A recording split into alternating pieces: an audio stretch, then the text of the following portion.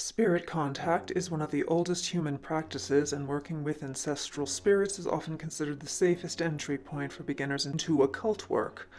Your own blood ancestors have a vested interest in your well-being. You carry their legacy forward. Unlike random spirits or unknown entities, they're already connected to you and, presumably, wish you well. It is therefore a common recommendation that those interested in beginning spiritual work start by building an ancestral altar. A home ancestor altar as we know it today draws from multiple streams: Catholic home shrines with their candles and holy cards, Chinese ancestor tablets with daily offerings, Mexican ofrendas with elaborate decorations, spiritualist memory corners popular in the late 1800s, and various folk practices of keeping photographs and mementos of the deceased. What we see in modern spiritual practice is a synthesis of these traditions adapted to contemporary life. Harry Middleton Hyatt's interviews reveal that earlier American folk magic focused more on graveyard work than home altars. People went to the cemetery to speak with the dead and leave offerings directly at graves. They kept deceased relatives' belongings for luck and protection, Papa's straight razor, Mama's thimble, but not necessarily arranged on formal altars. The accounts describe ancestor spaces as simple as a photograph propped against a window with a water glass nearby, no elaborate setup required.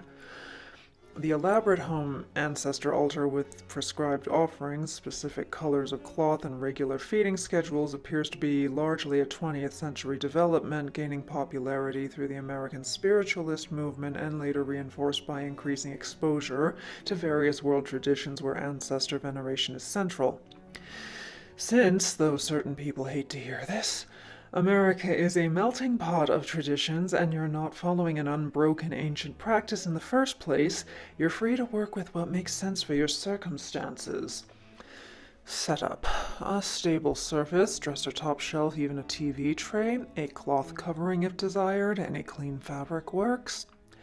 Representation of the dead, photos, names on paper, or just mental focus. Water offering in any clean glass or jar, and light sources, candle, lamp, or even a dedicated light bulb. If you don't have much space or are working on a tight budget, building it in a box that you can slide out of the way works well. But be careful with materials like plastic and cardboard if you intend to burn candles in it. I would advise coating the inside with tinfoil to discourage ignition, and always using appropriate candle holders.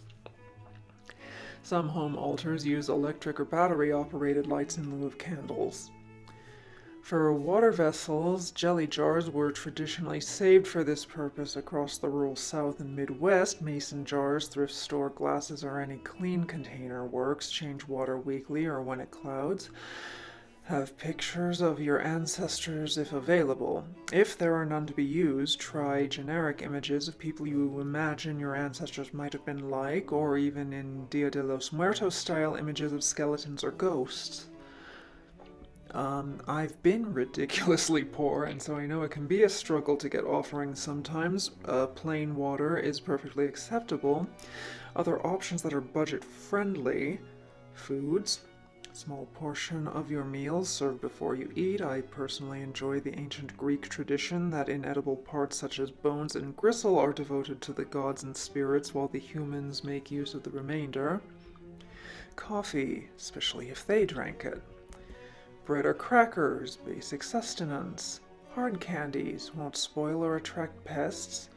According to folklore collected across the Ozarks, leaving food until the essence is gone, usually 24 hours, was considered sufficient.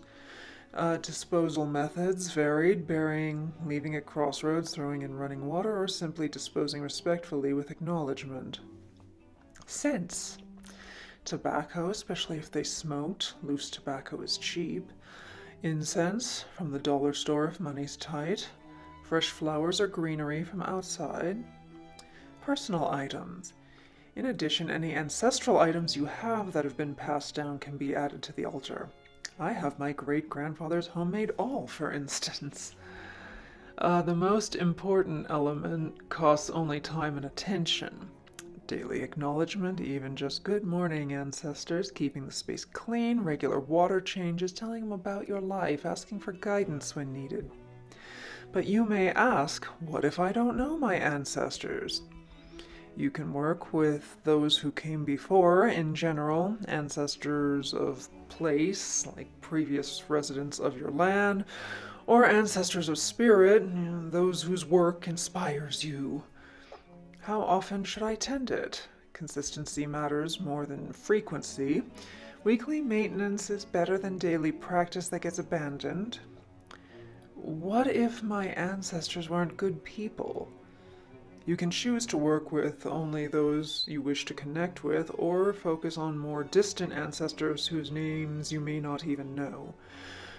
If you're facing a serious situation and want additional support, a professional root worker can petition your ancestors on your behalf as part of spiritual work for your case.